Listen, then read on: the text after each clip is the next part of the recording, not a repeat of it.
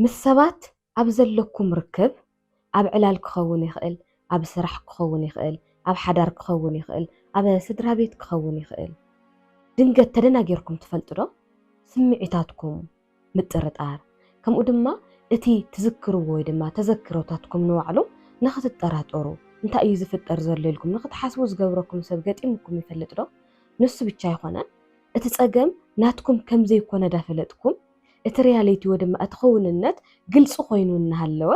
ግን ድማ ንስኻቱም ገይገኛ ምዃንኩም ንኸስምዓኩም ዓይነት ስምዒት ንኸተተኣናግዱ ዝገብረኩም ሰብ ኣብ ዝረኹም ኣለዶ መልስኹም እወ እንተኾይኑ እዚ ፕሮግራም እዚ ለማዓንቲ ንዓኹም እዩ ማለት እዩ ምናልባት ከምዚ ዓይነት ድኽመት ዝሰምዓኩም ተደኣሃልዩ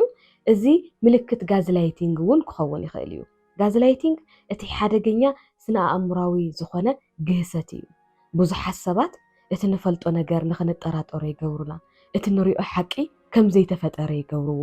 ከምኡ ድማ ካብ ኣፎም ዝወፀ ካብ ኣፍና ዝወፀ እንሪኦ ነገር ኩሉ ነገር ንኽንክሕዶ ዝገብሩና ዓይነት ሰባት ማለት እዮም እዞም ሰባት እዚኣቶም ኣብ ዝተፈላለየ ቦታታት ኣለዉ እዮም ኣብ ሃይማኖት ክኸውን ይኽእል ኣብ ስራሕ ክኸውን ይኽእል ኣብ ስድራ ቤት ክኸውን ይኽእል ኣብ ምሕዝነት ክኸውን ይኽእል ኣብ ሓዳር ክኸውን ይኽእል ኣብ ፍቕሪ ክኸውን ይኽእል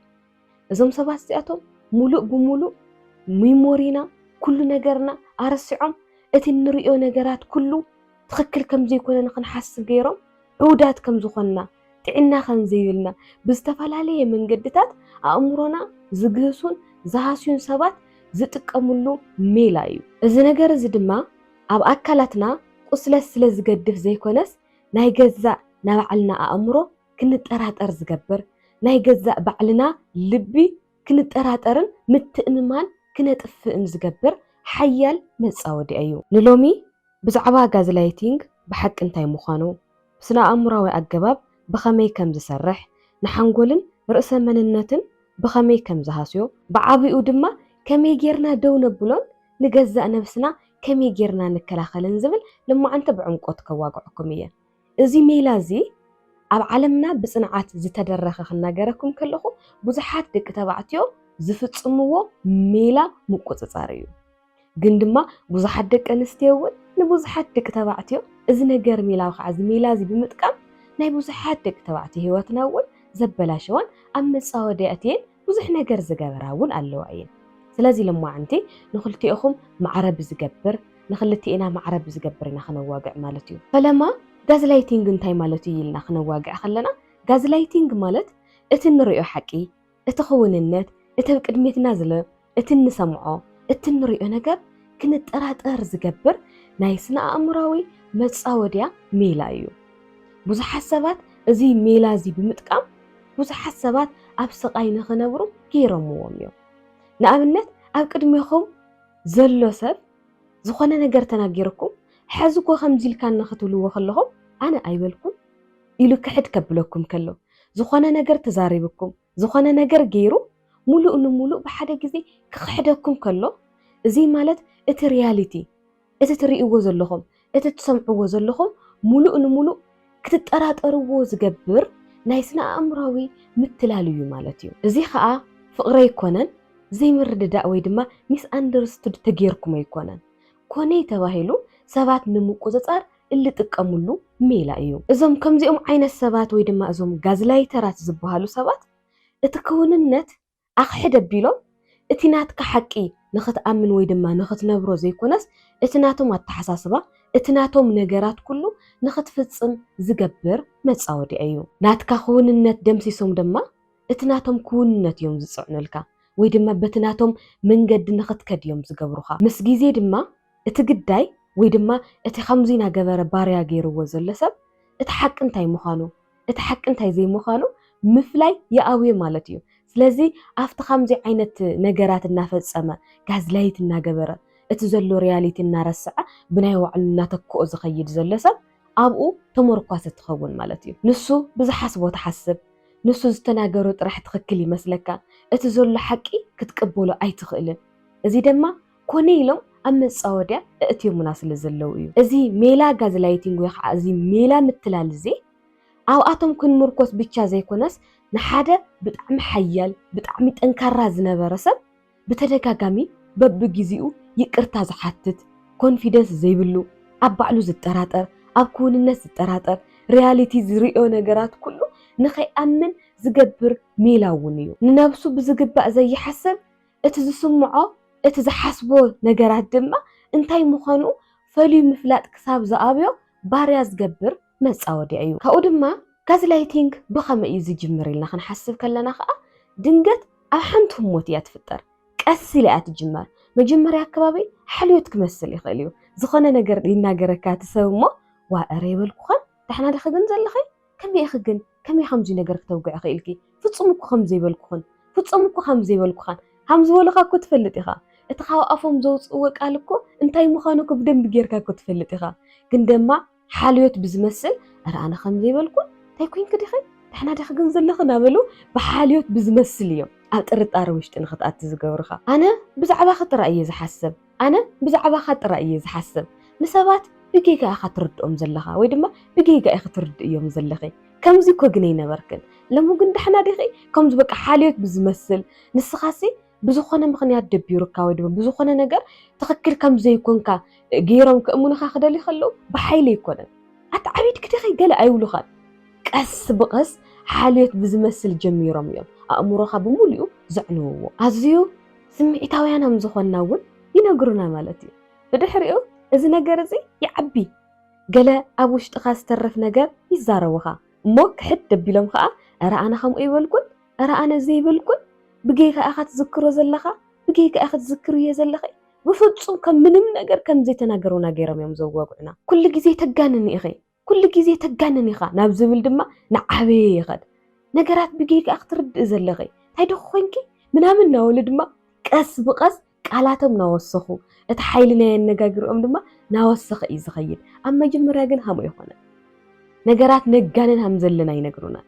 ከም ዝሓልዩልና ስለና ከም ዝጭነቑ ናገበሩ እዮም ዝነግሩና ኣብ ዝኾነ ሰዓት ግን መስመር ኣላቶም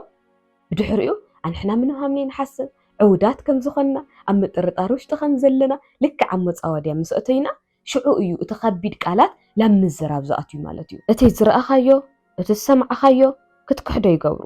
ቀስ ብቐስ ድማ ንዝኽርኻ ምትእምማን ክተቋርፅ ይገብሩኻ ቀስ ብቐስ ኣብ ስምዒታትካ ምትእምማን ተቋርፅ ቀስ ብቐስ ኣብ ነብስኻ ምትእምማን ተቋርፅ እዚ እዩ እቲ ሓደገኛ ሰባት ኣብ ልዕሌና ዝፍፅምዎ ማለት እዩ ቀስ ብቐስ እዮም ኣእምሮና ዝሽርሽርዎ ብሓደ ግዜ ይወቕዑናን ብሓደ ግዜ ተኾይኑማ ክንነቕሐሎም ኢና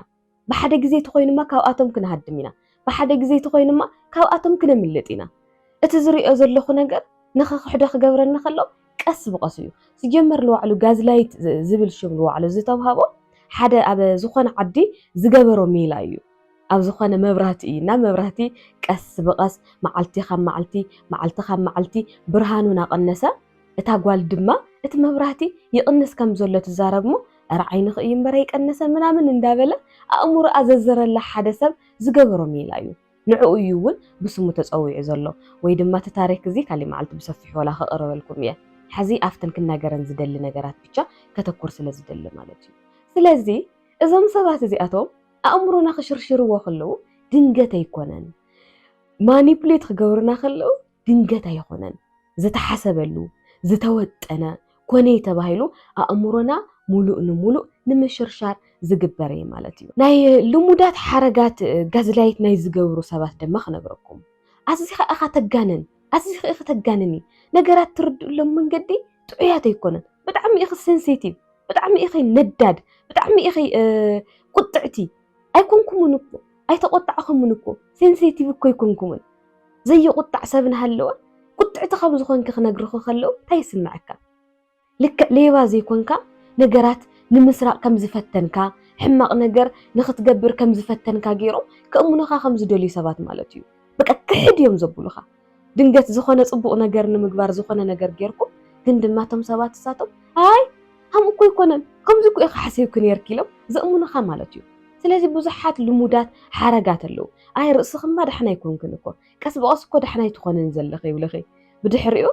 ዋ ከምኡ ድማ ይኾን ኢልክ ተሓስቢ ምክንያቱ ኣብ መጀመርያ ቀስ ኢሉ እያ ዝጅምር ኣብ መጀመርያ ሓቂፉ እያ ዝነግረኪ ኣብ መጀመርያ ናሰዓ መስያያ ትነግረካ ብሓይሊ ኣይኮነን ዝጅምር ብንዴት ኣይኮነን ዝጅምር ቀስ ብቐስ እያ ኣእምሮኻ ትሽርሽሮ ወይ ድማ ኣእምሮኻ ዝሽርሽሮ ካብኡ ዝደለይዎ ነገር ምስ ፈጸሙ ድማ ኣራ ከምዚ ዝበሃል ነገር ኣይተፈጸመን ኣጅፍኪ ክትርእየ ዘለኺ ኣብ ሰባት ሕማቕ ርድኢት ስለ ዘለክ እዩ ሰባት ብዙሓት ኣይትፈትዩን ኢኺ እንታይ እዮም መኽብለኩም ዘይናገርዎ ነገር የለን ብድሕሪኡ ንስኻ ነገራት ትስእሎም ኣለኻ ወይ ድማ ትስእልዮም ኣለኽ እምበር ኣብቲ ሓቂ እኮ የለውን ክብለክ ከሎ ኩሉ ሰብ ንዓኺ ከቢድ እዩ ዝመስለኪ ሕማቕ ሰብ እዩ ዝመስለኪ ክብለክ ከሎ ኩሉ ግዜ ፀገማት ንስኻ ወይ ድማ ንስኺ ኢኺ ትፈጥሪ ክብልኹ ከለዉ ብድሕሪኡ ቀስ ብቐስ እቲ ሓቂ ነገር ናተሸርሸረ እዩ ዝኸይድ እቲ ተኣምንዮ ነገር እናጠፍአ እዩ ዝኸይድ እዞም ሓረጋት እዚኣቶም ድማ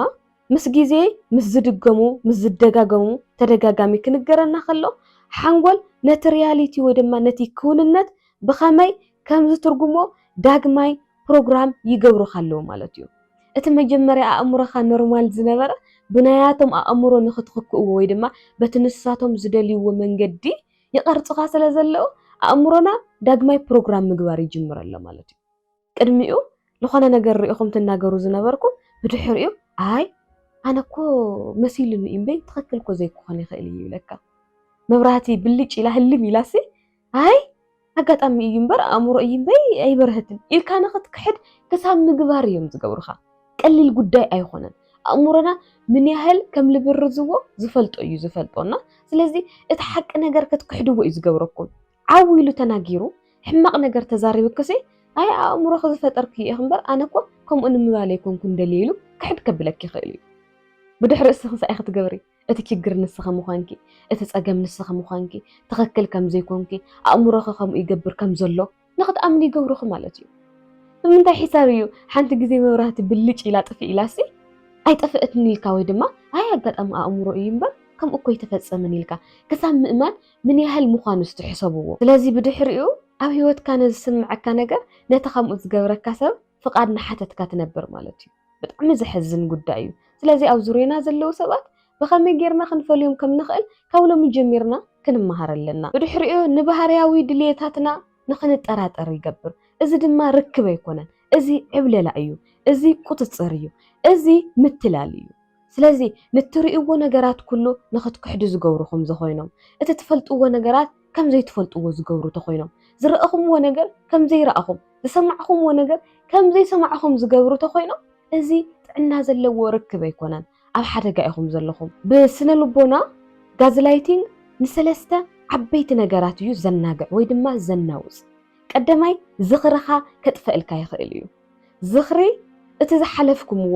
እቲ ዝረአኹምዎ እቲ ዝነበረ ሓቂ ብምልኡ ትኽክል ከም ዘይኮነ ይእምኑኻ ማለት እዩ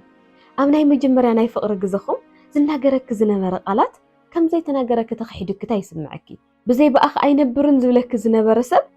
ጋራ ኣነ ዝነገረ ዘይተናገርኩን ኣእምሮኺ ዝፈጠሮ እዩ ኣነ ኩን ዓኺ ኸብል እየ ተመርዒክ ክብለክ ይኽእል እዩ እቶም ዝነበሩ ዝኽርታትኪ ብምልኦም ሙሉእ ንሙሉእ ደዋዕዋዕ ከብሎም ይኽእል እዩ እቲ ትፈልጥዮ ሓቂ እቲ ነኽኢኽዮ እቲ ሰሚዕኽዮ እቲ ርኢኽዮ ዝመፀኺ ነገር ብምልኡ ደዋዕዋዕ የብለልኪ ስለዚ ቀዳማይ ዝኽርኺ ከጥፍአልኪ ይኽእል እዩ ማለት እዩ ካልኣይ ከዓ ስምዒትኪ ትስምዐኪ ዝነበረ ስምዒታት ብምልኡ ሓሶት ከም ዝኾነ ገይረ ከእምነኪ ይኽእል እዩ እስቲል ንባዕሉ ዝስምዐኪ ስምዒት ትኽክል ከም ዘይኮነ ገይረ ከእምነኪ ይኽእል እዩ ማለት እዩ ስለዚ ብጣዕሚ ዲፕ ዝኾነ ስነ ልቦናዊ ምትላል እዩ እዚ ሓያል ቁፅፅር እዩ ካብኡ ከዓ መንነት ክንባዕሉ ከናግዖ ይኽእል እዩ እቲ ፀገም ትፈጥር ወይ ከዓ እቲ ፀገም ዝፈጥር ንስኻ ወይ ከዓ ንስኻ ምዃንኪ ሙሉእ ንሙሉእ ከእምኑኺ ይኽእሉ እዮም ምንም ዝገበርክዮ ነገርክ የለን ግን ድማ ግዜ ካብ ግዜ ናብ ግዜ እናተቐየርክ ትኸደ ከም ዘለኺ ዝኾነ ትኽክል ዘይኮነ ነገር ኣብ ልዕሊኺ ይፍፀም ከም ዘሎ ይፍጠር ከም ዘሎ ይእምን የብሉኺ መንነት ክንባዕሉ ትስእኒ ማለት እዩ ቅድሚ ሕጂ ጠንካራ ዝነበርኪ ዝረአኽዮ ነገር ፊት ለፊት እትናገሪ ምንም ሕማቕ ነገር ክትርኢ ከለኺ ትኽክል ዘይምዃኑ እትናገሪ ዝነበርኪ ኣብ ዝኾነ ሰዓት ግን ኣብ ሕድሕድ ሂወትኪ ንዝፍፀሙ ነገራት ኩሉ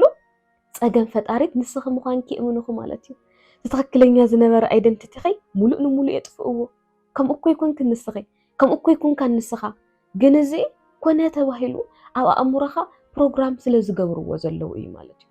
መንነትካ ምስኣን እታ ዓለም ብጣዕሚ ከቢድ ነገር እዩ ደስ ዝብል ነገር ግን እዚኦም ነገራት እውን ከመይ ጌርና ንገድፎም ከም ንኽእል እውን ክነግረኩም እየ እዞም ሰለስተ ነገራት እዚኣቶም ክፍፀሙ ከለዉ ምስ ግዜ ጭንቀት ነፍስኻ ምጥርጣር ስምዒታዊ ፅግዕተኛ ንኽትኮን ይገብሩኻ ፈራሕ ንምዝራብ ይገብሩኻ ምትእምማን ምጥፋእ ኣብ ክንዲዚ ንጥዕና ድዩስ ግን እዚ ዝፍጠር ዘሎ ነገር ግን ትኽክል ድዩ ኢልካ ኣብ ክንዲ ምሕታት ከመይ ኢለ እየ ካብ ዝግርጭት እዚ ክድሕን ዝኽእል ከመይ ገይረ እየ ዝፀገም እዚ ክፈትሖ ዝኽእል ምንም ዝገበርካዮ ነገር እኮ የለን ምንም ዝገበርክዮ ነገር እኮ የለን ስለዚ ኣብ ክንዲዚ እዚማ ጥዕና ኣይኮነን እዚ ዝፍጠር ዘሎማ ትኽክል ኣይኮነን ኢልክ ንኽትሓስብ ዘይኮነሲ በቃ ከመይ ገይረ እየ ካብዚ ነገር እዚ ግርጭት እዚ ከመይ ገይረ እየ ደው ከብሎ ዝኽእል ኢልካ እስኺ ንዘይፈጠርክዮ ግርጭት ንኽትፈትሒ ትውዕል ማለት እዩ ስለዚ እቲ ችግር ከዓ ንስኺ ስለ ዘይፈጠርክዮ ብፍጹም ክትፈትሕዮ ኣይትኽእልን ባርያ ኮይንክ ትነብር ኣለኻ ማለት እዩ ብፍላይ ደቂ ኣንስትዮ ዓድና ከዓ ኣብ ብዙሕ ቦታ ባርያ ኮይነን ንኽንበራ ዝገብረን ዘሎ እዚ እዩ ኣነ እኮ ስቕ ኢለ ክትሓባበረክ ደልየ እምበር መን ደየቕርበክ እዩ ይብለኪ ሽዑ ንባዕልኻ ክትፀልኢ ሽዑ ንስኺ ምንም ከም ዘይኮንክ ትሓስቢ ግን ከምኡ እኮ ይነበርክን ኣብ ዙርያኹ እኮ ብዙሓት ወዳት ነይሮም እዮም ንዓኸ ንምርካብ ብዙሕ መስዋእቲ ዝኸፈለ ወዳት እኮ ነይሮም እዮም ንሱ ግን ማኒፑሌት ገይርክ ስለ ዘሎ እቶም ኣብ ዙርያኹ ዝነበሩ ሰባት እቶም ናነውዑ ዝሓትኹ ዝነበሩ እቶም መስዋእቲ ዝኸፍልልክ ዝነበሩ ሰባት ንባዕሎም ልዕሊኦም ከም ዝፈትውክ ጌርክ ተኣምነ ማለት እዩ ንጥቕሞም እዮም ደልዮም እኮ ነይሮም ኢሉ ይኣምነክ ማለት እዩ እቲ ሪያሊቲ እኮ እሱ ኣይኮነን ንጥቕሞም ከም ዘይደልይኹ እኮ ትፈልጢ ኢኺ ብዝኾነ ምኽንያት ተፈላለኽዮም ክኸውን ይኽእል እዩ እዚ ሚሞሪኺ ኩሉ ነገር ኣጥፍፍእ ዘብል ዓይነት ሰብ ማለት ስለዚ ጋዝላይቲንግ ንሰባት ኣብ መፃወድያ ዘእትዮም ብሓይሊ ወይ ከዓ ብፎርስ ዘይኮነስ ብምድንጋር እዩ ኣድንግር የብለኪ እቲ ሓቂ ካብቲ ሓቂ ምፍላይ ይኣብይኪ እቲ ትርእዮ ዘለኽ ነገር ሓቂ ድዩ ለይ ሓቂ ክሳብ ትጠራጠሩ ይገብረኪ ክሳብ ትጠራጠሩ ይገብረካ ስለዚ እዚ እንታይ እዩ ማለት እዩ ብምድንጋር እዮም ኣብ ባርነት ከንብሩኻ ዝፍትኑ ጋዝላይቲንግ ነቲ ኣዝዩ ክህልወካ ዝግባእ ርክብ ሙሉእ ንሙሉእ ዘናውፅ እዩ ንኣብነት ምስ ነብስኻ ዘለካ ርክብ ሙሉእ ንሙሉእ ንኽትስእን ወይ ድማ ንኽናወፅ ወይ ከዓ ካህስዮ ይኽእል እዩ ማለት እዩ ምስ ዝነብስኻ ዘለካ ምትእምማን ምስ ባዕልኻ ዘለካ ርክብ ተፈሪሱ ድማ ብድሕሪኡ ዘሎ ህይወት ከቢድ እዩ ዝኸውን ማለት ድሕሪ ደጊም ንሓሳባትኩም ወይ ከዓ ስምዒትኩም ምስ ዘይተኣምንዎ ድማ ኣብ ቁፅፅር ውሽጢ ንምእታው ቀሊል ይኸውን ኣሎ ማለት እዩ ኣብ ውሽጦም ተኣቲኹም ድማ ከመይ ገይሮም ክቆፃፀሩኹምና ከመይ ገይሮም ብናይ ባዕሎም መንገዲ ክመርሑኹም ከም ዝኽእሉ ግልፂ እዩ ዝኸውን ማለት እዩ እስፔሻሊ ደቂ ኣንስትዮ ብዙ ነገር እዚ ከም ትሓልፋ ይፈልጥ እየ ምስ ዘይትፈትዎ ወዲ ምስ ዘሳቀየክን ወዲ ንኽትነብራ ዝገብረክን እውን ሓደ እዚ እዩ ማንም ሰብ ከም ዘይደልየክ ገይሩ የምነኪ ማንም ሰብ ከም ዘይቀርበክ ገይሩ የምነኪ እቲ ውሽጢ ዘሎ ዓርሰ ምትእምማን እቲ ውሽጢ ዝነበረ ፅቡቕ ነገራት ብምሉኡ ሃሳስዩ የጥፈአልክ ማለት እዩ ጋዝላይቲንግ ካብ ውሽጣዊ ድምፂ ክንባዕሉ ከፈልየክ ይኽእል እዩ ቅድሚ ሕዚ ውሽጢ ክትዳምፅ ዝነበርኪ ዝኾነ ድምፅታት ትሰምዕ ዝነበርኪ ዝኾነ ነገር ከጋጥም ገሎ ከመይ ጌርክ ኢኺ እቲ ችግር ትፈትሕዮ ትፈልጥ ዝነበርኪ ኣብ ሰዓት ምስኮንክ ግን ፍፁም ኣይትፈልጥዮን እሱ እንታይ ይሓስብ ክትሓስቢ እሱ ኣብዚ ነገር እዚ እንታይ ይሓስብ ክትሓስቢ እንታይ ይብል ክትሓስቢ ብምንታይ እዩ ክትርጉሞ ኢልክ ክትሓስቢ ንሱ ዝበሎ ኩሉ ድማ ትኽክል ኮይኑ ይስምዓክ ግን ኣፀቢእኩም ክትሰምዑን ዝደሊ ደቂ ኣንስትዮ ይኹን ደቂ ተባዕትዮ ግን እንድሕር ደኣ ትደናገሩ ሃልይኹም ዘይትረአዩ ኮይኑ ይስምዓኩም ተደኣ ሃልዩ ንነብስኹም ብቐፃሊ ትጠራጠሩ እንተኮይንኩም ድኹማት ኢኹም ወይ ድማ ደካማታት ኢኹም ማለት ኣይኮነን ሓደ ሰብ ንኣእምሮኹም ከጥቅዕ ፀኒሑ ኣሎ ማለት እዩ ስለዚ ፈቲኹም ኣይኮንኩምን ኣእምሮኹም ኮነ ተባሂሉ ተጠቂዑ ስለ ዘሎ እዩ ካብኡ ጋዝላይቲንግ ከመይ ጌርና ኢና ደው ነብሎ ንኽእል ብኸመይ መልክዕ ኢና ደው ነብሎ ንኽእል እዚ ድንገት ደው ዝበሃል ነገር ኣይኮነን ቀስ ብቐስ ስቴፕ ባይ ስቴፕ ደው ክተብልዎን ካብቲ ነገር እሱ ክትወፁ እንትኽእሉ ኢኹም ስለዚ ጋዝላይቲንግ ደው ምባል ብሓደ ሓያል ተግባር እዩ ዝጅምር እሱ ከዓ ክትፅውዕዎ ወይ ድማ ክትፈልጥዎ ክትክእል ኣለኩም ነቲ ትርእይዎ ዘለኹም ነገር ክትኣምንዎ ክትክእል ኣለኩም ነቲ ኣብ ልዕሊኹም ዝፍፀም ዘሎ ምድንጋር ከዓ ምልክት ምዃኑ ክትነቕሑ ኣለኩም ዘይምቾት ዝስምዓኩም ብሎ ተሃልዩ ድማ ኣእምሮኹም ሓበሬታ ሂበኩም ከም ዘሎ ክትፈልጡ ክትክእሉ ኣለኩም ንነብስኹም ንምክልኻል ዝሕግዙ ስጉምትታት ድማ ሕዚ ክነግረኩም ቀዳማይ ክውንነትኩም ኣረጋግፁ ዝኾነ ሰብ ክጎድአኩም ከሎ ዝኾነ ሰብ ዘይኮን ነገር ክገብረኩም ከሎ ፍለጥዎ ነቲ ነገር እሱ ንምርግጋፅ ፈትኑ በቃ ለማዓንቲ ህዚ መብራህቲ ጠፊኣ ደመሲላትክ ነይራ በቃ ጠፊኣ ነይራ እያ እዚ መጀመርያ ባዕልክ እመን እዮም ንሳቶም ምንም ነገር ንኸይተኣምኒ ገይሮም ሒዞም ክኾኑ ይኽእሉ እዮም ንስኺ ግና እቲ ዝተፈጠረ ነገር ትኽክል ምዃኑ ንኣእምሮኹ ንገር እዩ ነነነነነ ተፈጢሩ እዩ እዚ ነገር እዚ እቲ ዝመፀኽዎ መንገዲ ከምኡ ዝገብረን ኣሎ ኔም ግበር እዮ ፀውዕ እዮ እመን እዮ እቲ ተፈፂሙ ዘሎ ድማ ኣረጋግፅ እዮ እዚ ሪያሊቲ በቃ መብራህቲ ጠፊኣ ነይራ እያ መብራህቲ ቀኒሳ ነይራ እያ ዝኾነ ሰብ ዝኾነ ነገር ተናጊርክ ነይሩ እዩ ስለዚ ትኸውንነት ብመጀመርያ ከተረጋግፅዮ ወይ ድማ ሪያሊቲ ባዕልኺ ከተረጋግፅዮ ክትክእለለኪ ካልኣይ ከዓ ነገራት ምፅሓፍ ጀምሪ ዝኾነ ነገር ከጋጥም ከሎ ተፅሒፍክዮ እቶም ነገራት እሳቶም ናዘከርክዮም ንኽትከድና ንኣመንክዮም ንኽትከድ ክገብረኪ ይኽእል እዩ ኣብቲ ሓቂ ድማ ንኽትፀንሒ ክገብረኪ ይኽእል እዩ ምክንያቱ ፅሒፍክዮ ስለ ዘለኺ ማለት እዩ ፅሒፍክዮ ተፀኒሕኺ ሓደ ዝፅሓፍ ነገር ኩሉ ስለ ዘይርሳዕ ማለት እዩ ስለዚ ዝኾነ ነገር ከጋጥመካ ከሎ ቶሎ ንምፅሓፍ ፈትኒ ወይ ድማ ቶሎ ንምፅሓፍ ፈትን ካልሳይ ከዓ ካብ መጠን ብላዕሊ ነገራት ንምብርራህ ኣይትፈትኒ ወይ ድማ ኣይትፈትን ዝኾነ ነገር ኣጋጢሞላ ሓቂ በቃ ኣጋጢሙ ነይሩ ኢልካ ጸጥ በል ዝኾነ ነገር ንባዕልኹ ኢልካ ከለዉ ከምዚ እኮ እዩ ግን ከምዚ እኮ ሪአ እየ ከምዚ እኮ ተፈፂሙ እዩ ኣይትናገሩ በቃ ልዕሊ ዓቐን ኣይትዛረቡ ኣይተብራህርሁ ዝረአኹምዎ ነገር ኣሎ በቃ እሱ እመንዎ መጀመርያ ንሳቶም ንኸይተኣምኑ ገይሮም እዮም ሒዞምኩም ዘለዉ ንስኻቶም ግን ኣእመኑ ካብኡ እዩ ዝጅምር እቲ ምድሓን ካብኡ እዩ ዝጅምር እቲ ምምላጥ ራብዓይ ከዓ ናይ ደጊ ኣረኣያታት ምድላይ ዝሕግዘካ ሰብ ምድላይ ምስ ባዕልኻ ምውጋዕ ብውሽጢ ምስቃይ ዘይኮነስ ሰባት እቲ ክውንነት ወይ ድማ እቲ ሪያሊቲ ንኽትኣምን እንታይ እዩ ዝፍፀም ዘሎ ክረድኡኻ ስምዒትካ ኣንደርስታንድ ክገብሩ ምስ ዝኽእሉ ሰባት ምቅርራብ ኣነሲ ዝረእኽዎ ነገር ኩሉስ ትኽክል ከም ዘይኮነ ይስምዕኒ ኣሎ ዝተናገርክዎ ነገር ኩሉ ከም ዘይተናገርክዎ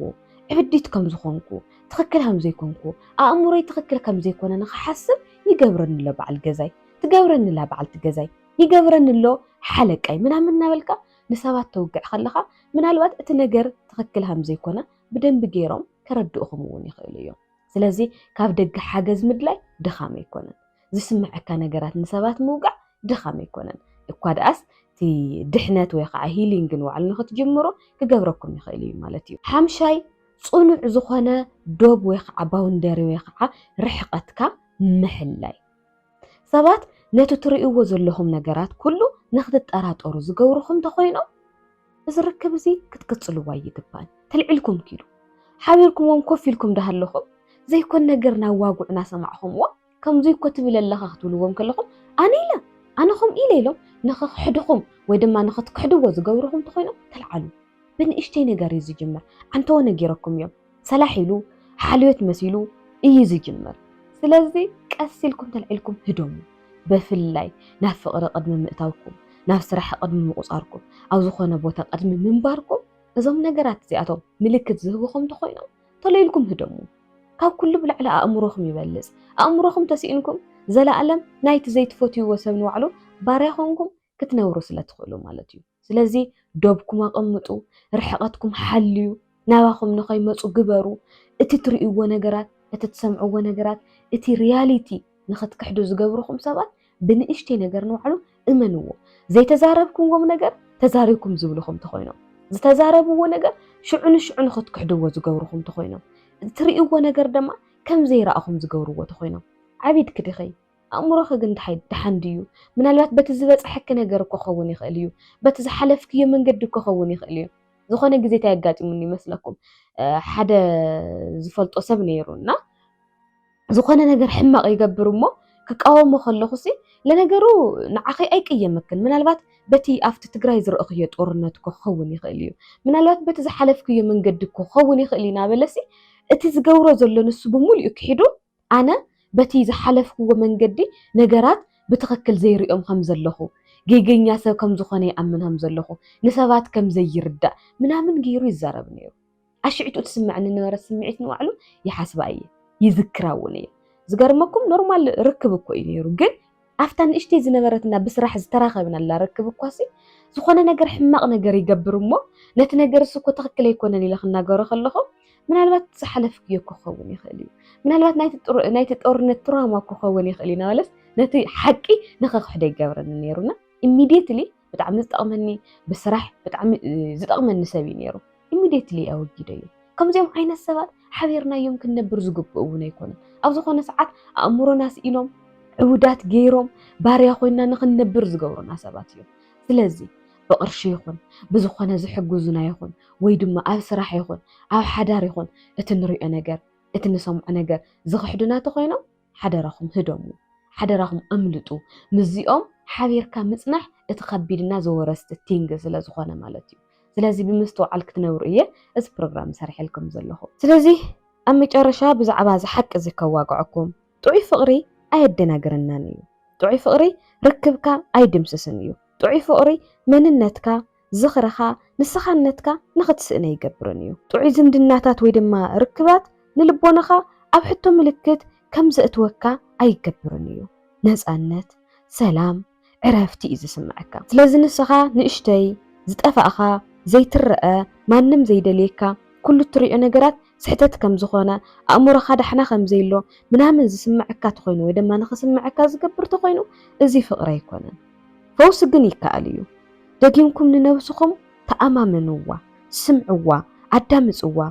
أموركم أي تسبروا نخنك حجبروا ما تقعد تفاصيمكم يو أموركم نختاراتروا تجيركم يخم جندما كملاسي خيليو بينكم يكونكم ترأيكم زلهم كون النت ويقعت رياليتي دما أقداس إيو تزلهم وكونتات أمنوا هو زي تحلفوا زلهم نجارات تخكل يكونن أمنوا دحاني يتبلو دحنا زيكمكم دهلهم دحاني يتبلو دحاني يكونكم دحان كتكونوا بنت خيليهم سلازي نلوم أنت بزعبا غازلايتينج زي واقعكم اللهو بولدنا بفقريناتنا بعبع الحدارنا بمسارحتنا بحلقنا بستفالالي سب إذا نجرزي كسمعنا يخيليو في الليلة بمرحة هايمانوتاتنا زخنا نجار كفصم كله شيطان يناولو نا شيطان باريهم زخنا نخن حسب زجورو بزح حسبات اللو أبزحات دك أنستيو إذا نجرزي نتفصم مثل زرق خويه كل جزء جانين زحزن مثلا جانين كوي ولنا